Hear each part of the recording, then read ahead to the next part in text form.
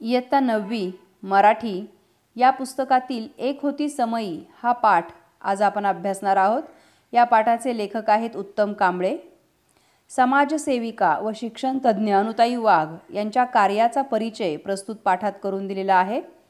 यांनी आदिवासी भागात पूर्व प्राथमिक शिक्षण क्षेत्रातील शिक्षणाची गंगा घरोघरी पोहोचवण्यासाठी आपलं अवघं आयुष्य वेचलेलं आहे। अशा या थोर समाजसेविकेचा परिचय आपण करून घेतलेला आहे। इथे आपल्याला अनुताई वाघ दिसतायत।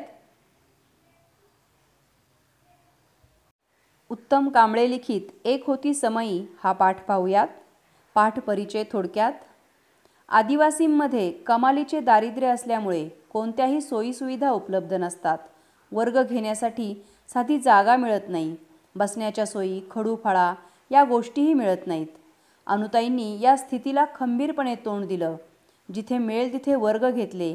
प्रसंगी झाडाखाली, कधी गोठ्यात, कधी झोपडीत, तर कधी उघड्या बोडक्या माळावर वर्ग घेतले। सर्व भौतिक सोयींची वानवा होतीच, पण आदिवासींची मानसिकताही शिक्षणाला पूरक नव्हती। पोट भरण्यासाठी त्यांना भटकावं लागत असल्याने मुलांना शिक्षणासाठी मोकळे ठेवणे त्यांना परवडत नसे।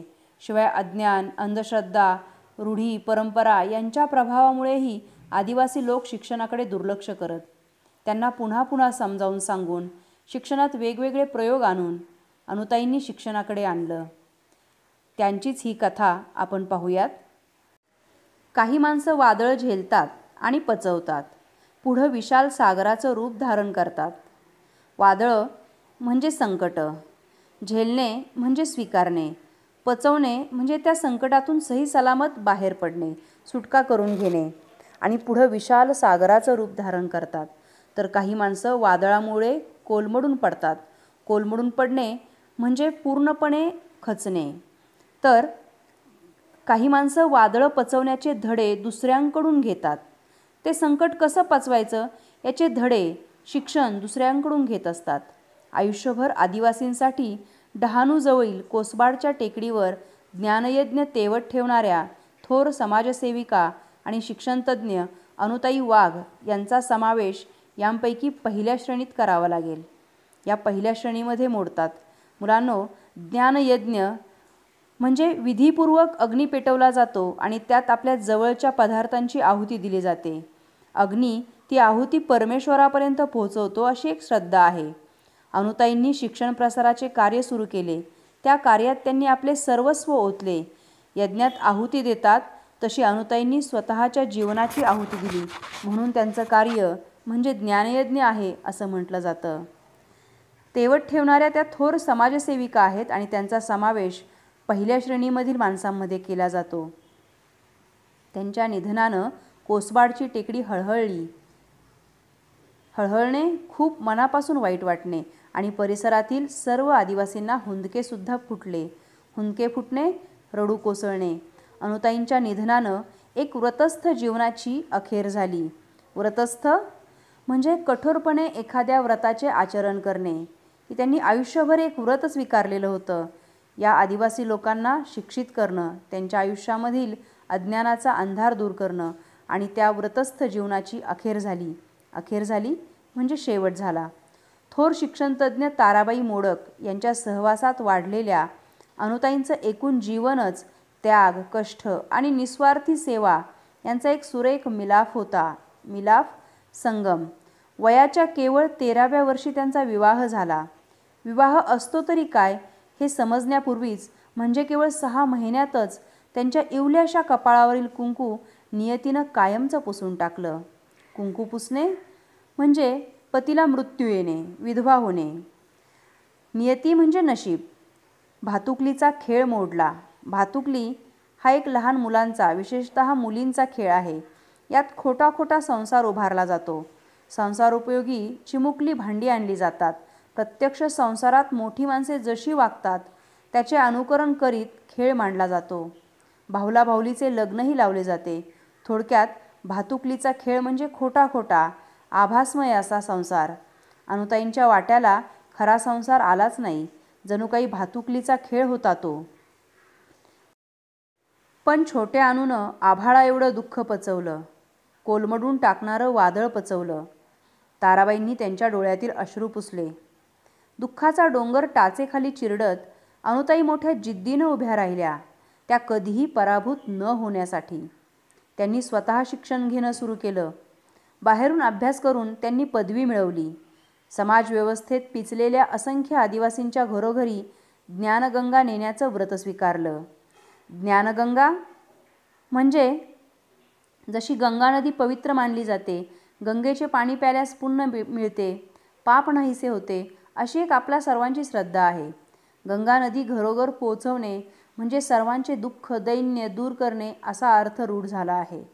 अनुताईंनी आदिवासी बालकांपर्यंत शिक्षण नेलं. एक प्रकारे त्यांचे जीवन अनुताईंनी पवित्र केले, म्हणून त्यांच्या कार्याला लाक्षणिक अर्थाने ज्ञानगंगा असं म्हटलेलं आहे. ग्राम बाल शिक्षा केंद्रानं सुरू केलेल्या पूर्व प्राथमिक शाळेत कार्यकर्ती म्हणून कामास प्रारंभ करणे सुरुवात करणे आणि ताराबाईंच्या निधनानंतर त्या संस्थेच्या संचालक झाल्या. ताराबाईंच्या रोपट्याचं त्यांनी पुढे वटवृक्षात रूपांतर केलं. म्हणजे ताराबाईंचं काम की जे छोटंसंच होतं सुरुवातीला, ते त्यांनी आणखी मोठं केलं. वेगवेगळ्या कल्पना, शिक्षणासाठी वेगवेगळी क्षेत्र आणि सातत्याने नवनवे प्रयोग ही त्यांच्या कामाची त्रिसूत्री होती. त्यांच्या कामाची त्रिसूत्री कोणती होती? 3 सूत्र. त्रिसूत्री म्हणजे 3 सूत्र. वेगवेगळ्या कल्पना असायच्या त्यांच्या कामामध्ये. वेगवेगळी क्षेत्र म्हणजे फक्त शिक्षण क्षेत्रातच काम केलं नाही, तर त्या व्यतिरिक्त आणखी बऱ्याचशा क्षेत्रामध्ये त्यांनी काम केलं आणि सातत्याने वेगवेगळे प्रयोग करत राहिल्या. भाकरीच्या शोधात आयुष्य गमावणाऱ्या आणि दारिद्र्याचा शाप कपाळावर घेऊन फिरणाऱ्या असंख्य आदिवासी बालकांना अनुताईंनी आपल्या कर्तृत्वाच्या पंखाखाली आश्रय दिला. मायेची ऊब दिली आणि असंख्य मनांमध्ये ज्ञानाची ज्योत पेटवली. शिक्षक, मार्गदर्शक, कार्यकर्त्या, विचारवंत, लेखिका अशी विविध रूपं व्यक्त करून त्यांनी आदिवासींमध्ये एक चांगलं स्थान मिळवलं. रानावनात भटकणाऱ्या आदिवासींना व्यावहारिक शिक्षण देणं तसं खूप सोपं, पण जाणीवपूर्वक आयुष्यात उपयुक्त ठरणारं औपचारिक शिक्षण देणं तसं खूप अवघड. औपचारिक शिक्षण म्हणजे तुम्ही जे शाळेत शिक्षण घेता, 1ली ते 10वी 12वीपर्यंत किंवा त्याच्या पुढचं शिक्षण जे शाळेत जाऊन शिकता, त्याला औपचारिक शिक्षण असं म्हणतात.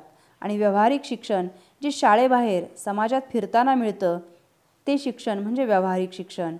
त्यासाठी आवश्यक असते भविष्याचा वेध घेणारी दूरदृष्टी आणि धडपड.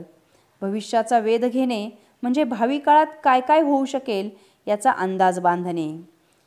या दोन्ही गोष्टी अनुताईंकडे होत्या.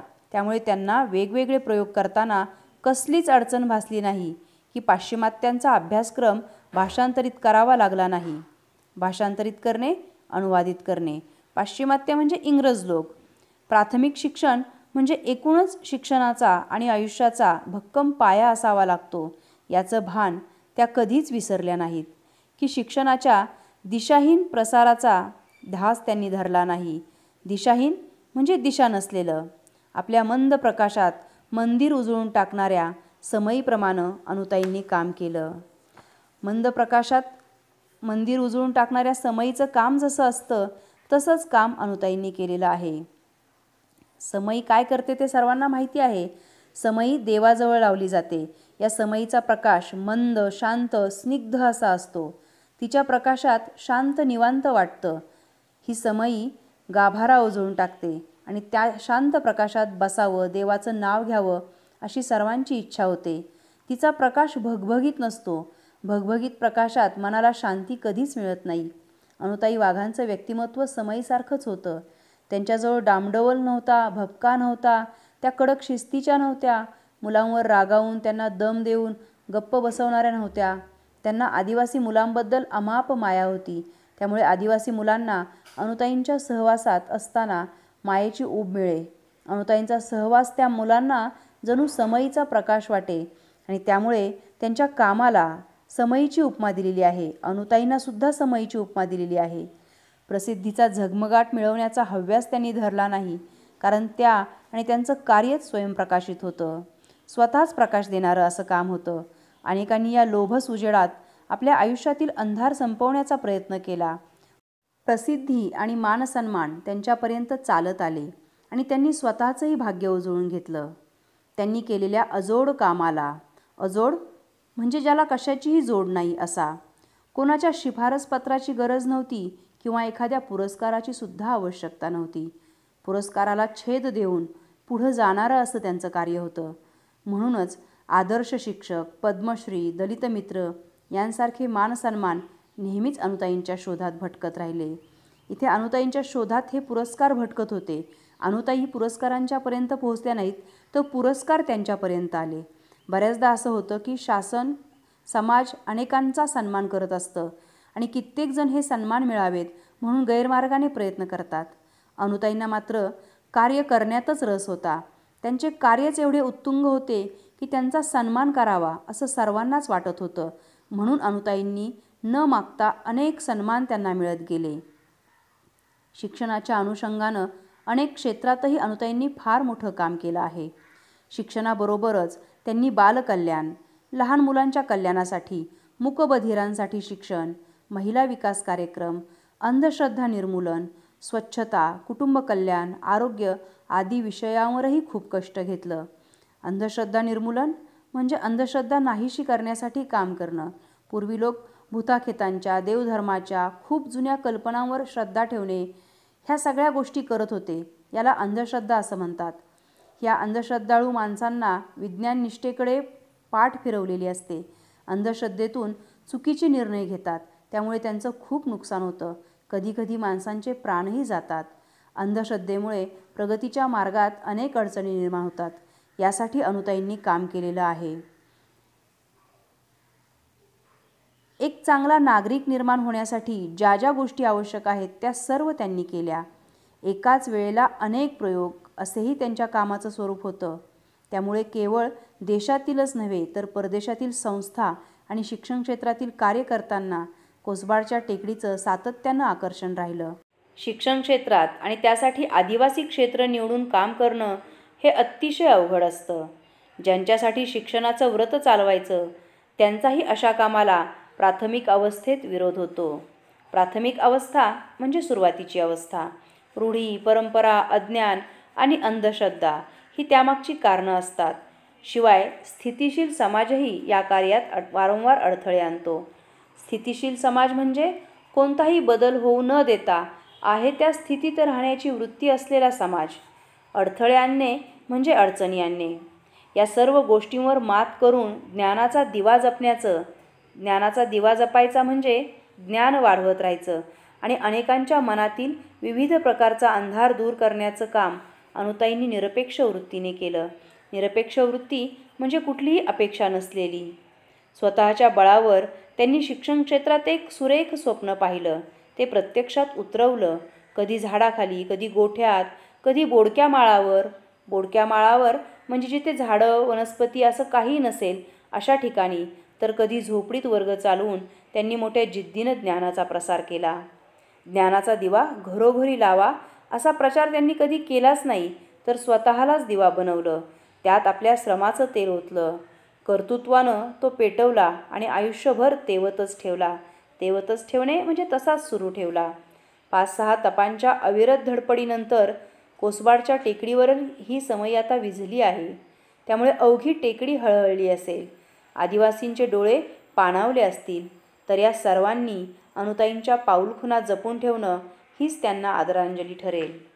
मुलांनो, आपल्याकडे शिक्षण म्हणजे पुस्तकी शिक्षण असा एक समज घट्ट बसला आहे. खरे तर शिक्षण जीवन जगण्यासाठी व लाभलेले जीवन अधिक समृद्ध करण्यासाठी आवश्यक असते. त्यासाठी दिले जाणारे शिक्षण हे जीवनाभिमुख असले पाहिजे. ते जीवनाशी जोडले गेले पाहिजे. समाजात पूरक वातावरण तयार असले पाहिजे. अंधश्रद्धा नष्ट झाली पाहिजे. वैज्ञानिक दृष्टिकोन वाढला पाहिजे. कुटुंब कल्याणाकडे लक्ष दिले पाहिजे. स्वच्छता व आरोग्य यांबाबत समाजात जागृती हवी. तसेच लहान मुले, मूकबधीर व महिला या घटकांना सक्षम केले पाहिजे. इतके व्यापक भान अनुताईंना होते. म्हणून त्यांनी शालेय शिक्षणाबरोबर अन्य सामाजिक क्षेत्रांकडेही लक्ष दिले आणि तेथेही भरीव काम केले. खरंच अनुताईंच्या कार्याचा हा फार मोठा विशेष आहे आणि खूपच कौतुकास्पद सुद्धा हे कार्य आहे.